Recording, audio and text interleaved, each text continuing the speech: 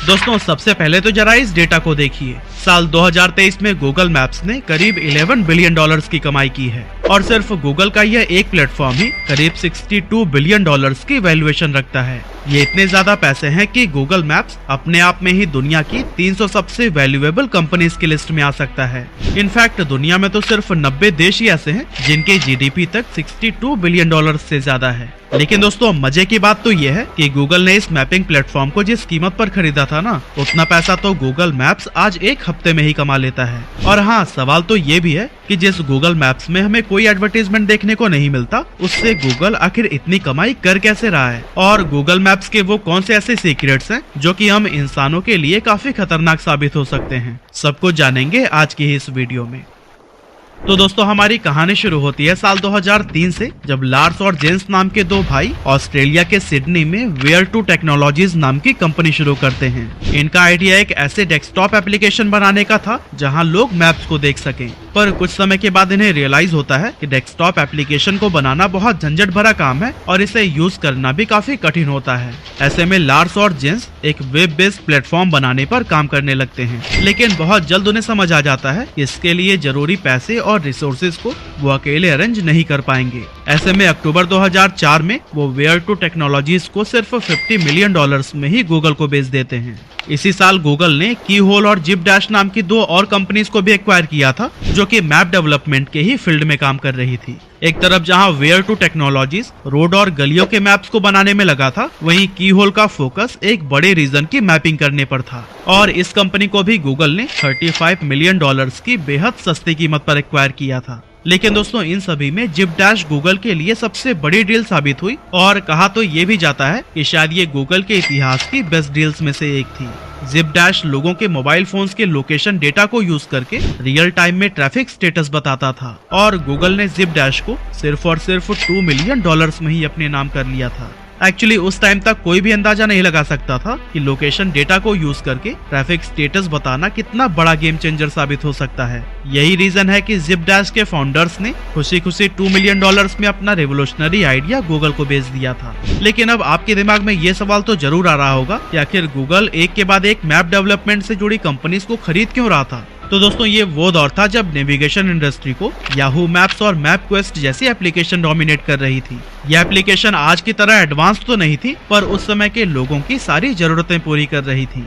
Google का इरादा इस इंडस्ट्री को डिसरप्ट करके इसमें अपनी जगह बनाना था। वेयर टू टेक्नोलॉजीज, की होल और जिप डैश तीनों को एक्वायर करने के बाद अगले कुछ महीनों तक गूगल ने इन एप्लीकेशंस को एक साथ जोड़ा, और फिर 8 फरवरी 2005 वो तारीख है जब ऑफिशियली गूगल मैप्स को लॉन्च कर दिया जाता है। अब दोस्तों अगर गूगल ने आज के टाइम पर किसी भी ऐप को लॉन्च किया होता तो शायद पहले ही दिन उसको लाखों या फिर करोड़ों डाउनलोड्स मिल चुके होते। लेकिन साल 2005 तक गूगल इतनी पावरफुल कंपनी नहीं हुआ करती थी। अब गूगल मैप्स पहले ही दिन से याहू मैप्स और मैप क्वेस्ट से ज्यादा एडवांस था, मगर फिर भी इसे कुछ खास रिस्पांस नहीं मिल पाया। अब ऐसे में अगर कोई और कंपनी होती तो शायद इस प्रोजेक्ट से अपने हाथ खींच लेती या फिर खुद को ज्यादा एडवांस दिखाने की कोशिश करती। पर गूगल ने मैप्स को ऑडियंस के लिए और भी बेटर बनाने की ठान ली और इसको पूरी तरह से रीडिजाइन किया। पहले जहां ये काफी स्लो हुआ करती थी, वहीं करीब 1 साल की मेहनत के बाद गूगल ने इसे एक इंस्टेंट सर्विस बना दिया। मतलब कि आप गूगल मैप खोलिए, लोकेशन डालिए और दुनिया के किसी भी कोने का मैप तुरंत देख लीजिए। उस टाइम तक का कोई भी नेविगेशन प्लेटफॉर्म गूगल मैप्स के जितना फास्ट नहीं हुआ करता था।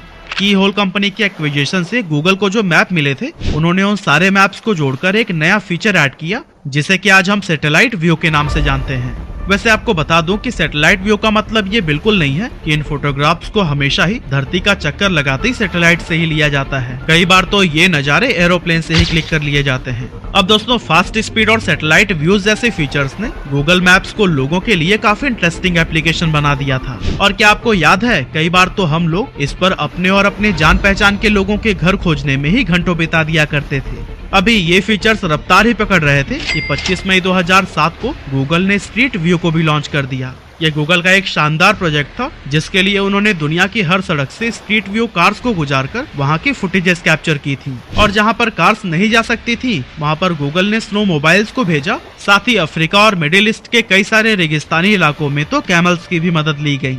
आपको बता दूं कि इस काम के लिए स्ट्रीट व्यू कार्स में 140 मेगापिक्सल का कैमरा लगा हुआ होता है, जिसमें कि 7 360 डिग्री वाले लेंसेज इंस्टॉल्ड होते हैं। जहां एक और सैटेलाइट व्यू के द्वारा लोग किसी भी जगह का एरियल व्यू देख सकते थे, वहीं स्ट्रीट व्यू आने के बाद से तो वो जैसे उसी जगह पर पहुंच जाते थे।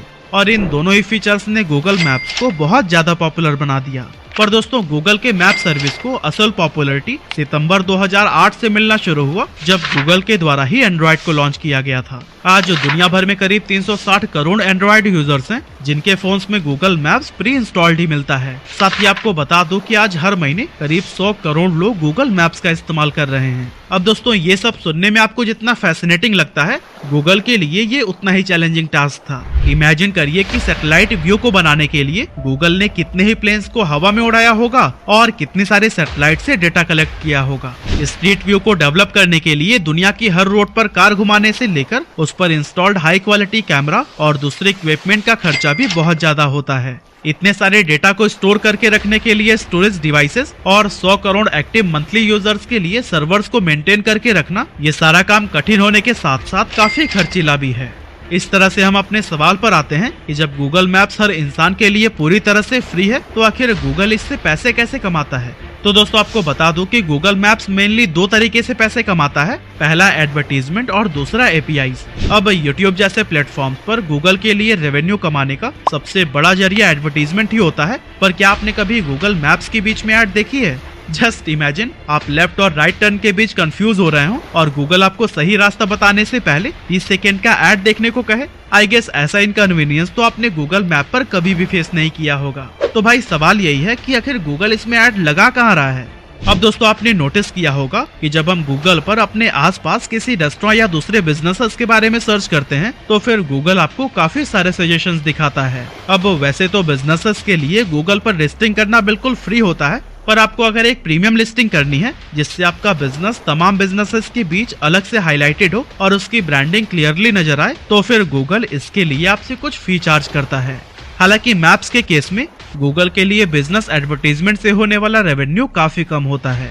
गूगल मैप्स की असल कमाई तो एपीआईज यानी कि एप्लीकेशन प्रोग्रामिंग इंटरफेस के जरिए होती है। लेकिन आखिर ये एपीआईज होते क्या हैं? चलिए इसे एक सिंपल और रिलेवेंट एग्जांपल की मदद से समझते हैं। अब जब आप ओला या उबर से टैक्सी लेते हैं, तो आपको किस लोकेशन से पिक करना है और आपकी डेस्टिनेशन क्या है, ड्राइवर इन सभी चीजों को गूगल मैप के थ्रू ही देखता है। स्विगी और जोमेटो जैसी डिलीवरी सर्विस भी गूगल मैप्स का इस्तेमाल करती हैं। अब चाहे फेडेक्स जैसी ग्लोबल कंपनी हो या फिर शिप रॉकेट और डिलीवरी जैसी इंडियन कंपनीज, ये सारे delivery platforms Google map API का ही इस्तेमाल करके आसानी से डिलीवरी कर पाते हैं। वैसे क्या कभी आपने व्हाट्सएप के थ्रू किसी के साथ अपनी लाइव लोकेशन शेयर की है? जी हाँ, ऐसा गूगल मैप एपीआई के जरिए ही पॉसिबल हो पाता है। और व्हाट्सएप की पेरेंट कंपनी मेटा इस सर्विस के लिए गूगल को पैसे देती है। आपको बता दूं कि दुनिया की करीब 17 लाख से ज्यादा कंपनीज गूगल मैप एपीआई के साथ जुड़ी हुई हैं। और अगर हम अपने देश की ही बात करें, तो हमारे देश में ही 1.5 लाख से ज्यादा कस्टमर्स एपीआई का इस्तेमाल कर रहे हैं। इस लिस्ट में आप देख ही सकते हैं कि गूगल मैप एपीआई के कस्टमर्स हर फील्ड में ही फैले हुए हैं। अब ये तो हुई गूगल मैप से होने वाली कमाई की बात, लेकिन अगर हम पैसों को एक तरफ करके गूगल मैप्स के पावर पर नजर डालें, तो फिर ये आपको हैरान कर देगी। आज के टाइम पर हमारे स्मार्टफोन में इंस्टॉल्ड कोई न कोई ऐप तो हर समय हमारी लोकेशन का इस्तेमाल कर ही रही होती है। ऐसे में गूगल के पास दुनिया के हर इंसान की लोकेशन होती है। किस समय कहाँ कितने लोग मौजूद हैं, कौन किस दुकान पर जाना पसंद करता है, लोग किन प्लेसेस को ज्यादा सर्च करते हैं और एक पर्टिकुलर एरिया में किस बिजनेस का ज्यादा स्कोप है, ये सारा ही डेटा गूगल के पास होता है। अब आमतौर पर मुझे या फिर आपको इस डेटा से कोई खास फर्क नहीं पड़ता, पर जरा सोचिए कि अगर वॉर की सिचुएशन बनती है तो गूगल मैप्स कितना बड़ा गेम चेंजर साबित हो सकता है। यहाँ तक कि गूगल के सैटेलाइट्स मैपिंग के बहाने उन सीक्रेट जगहों को भी जानने की काबिलियत रखते हैं जिसे कि हमारी गवर्नमेंट छिपाना चाहती है। यही कारण है कि इसरो लगातार अपनी टेक्नोलॉजी की मदद से भारत का अपना खुद का मैप डेवलप करने में लगा हुआ है, जिसमें उसे मैप माई इंडिया जैसी कंपनीज का भी साथ मिल रहा है। अभी अप्रैल 2023 में ही मैप माई इंडिया ने मैपल रियल व्यू नाम का एक प्लेटफॉर्म शुरू किया है, जहां आपको 360 डिग्री पैरानोमिक स्ट्रीट व्यू और 3D मेटावर्स मैप जैसी सर्विसेज मिलती हैं। अब देखिए दोस्तों, यहाँ पर हम मैप्स को तो डेवलप कर सकते हैं, लेकिन एंड्रॉइड के जंजाल से निकलना एक अलग ही चैलेंज होने वाला है। बाकी आप अपना ओपिनियन जरूर दीजिएगा कि भारत अपना मैप बनाने की दिशा में कैसे आगे बढ़ सकता है।